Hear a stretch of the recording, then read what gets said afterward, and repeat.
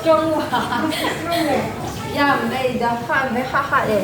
But you try, Chef. You try your absorb more the ingredients, more nicer. Okay. Don't hurry when you cook this rendang beef. Don't so much hurry. So because you need to. This rendang beef. Oh. So this is homemade rendang sauce. So here is everything inside here we blend.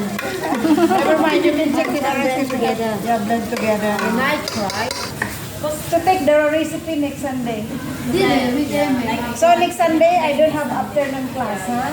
Because both of you is every Sunday. You want to absent.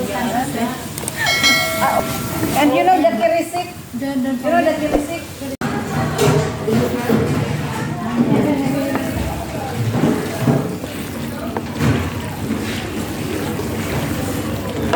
Normal brown talaga is 36. Ah, 36. Ito kasi parang pang Korean ba siya? Ayan kasi ba? Ano mga Korean?